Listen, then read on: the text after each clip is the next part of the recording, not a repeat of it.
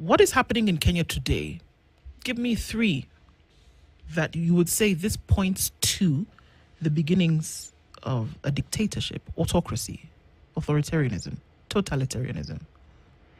The first thing is, and thank you for that, but the first thing I would point out is the tendency by an individual to believe that he knows everything. That there can be no different shade of even the same opinion. That he is always right. When you get to a point where you know everything and everybody else is wrong, and that which you know, which is always right, must be done, then you are beginning to become a dictator. In George Orwell, we read Animal Farm, and we see the animals that say Comrade Napoleon is always right. So you have this sheeple. Mm-hmm. In social science, we call them sheeple because we borrow from sheep. And we know about the sheep in Animal Farm, the ones who say a Comrade Napoleon is always right. You develop a community of worshippers and praise singers who cannot even allow alternative opinion to be ventilated. They're saying you are always right. And they shout loudest. They interrupt other people and other voices as they also attempt to ventilate. The third thing, and I'll give you slightly more than three, you asked for three. Okay.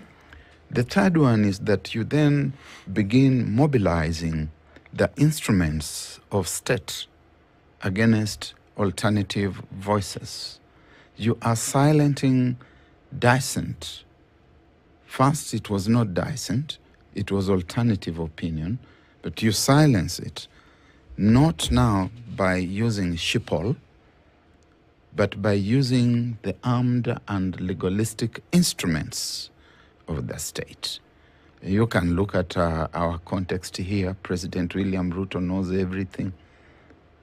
He even says, I have a PhD. And I say this notwithstanding the fact that I have said I want to speak ex cathedra as an authority in that space. But I limit myself only to that narrow space of being a doctor of philosophy in political science. It's my space. I can ventilate. President William Ruto is omniscient. He seems to know everything. But that omniscience boils down to pansophism, where pansophism is a shallow grasp or claim of knowledge in about everything. So he knows everything. Those are the origins of dictatorship. He has sheeple, and you can hear the sheeple saying, even from Wajir, that we are going to stuff the boxes. You can hear the sheeple in the so-called empowerment forums being made to dance by a lead sheeple that says, come and dance. You can see the sheeple displaying women in their bodies and telling them to turn around. And the feminine sheeple turns around, and you hear stuff to the effect that this one here, if perchance you are to hold Congress with them, the next morning you would wake up, I don't know. Then you are also seeing the DCI, which has been instrumentalized. It has been weaponized. You can see the kind of things that it's doing. You can see the EACC, and I wonder what the Bishop David Oginde, I don't know whether he's still there or not. I presume he's there.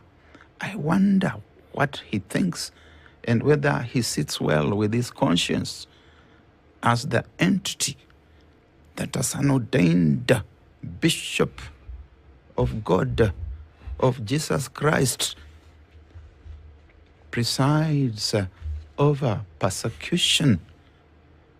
And I would even dare ask him, Bishop Oginde, is it not enough that Christ was persecuted and crucified? Must we be persecuted and crucified by this entity that you preside over?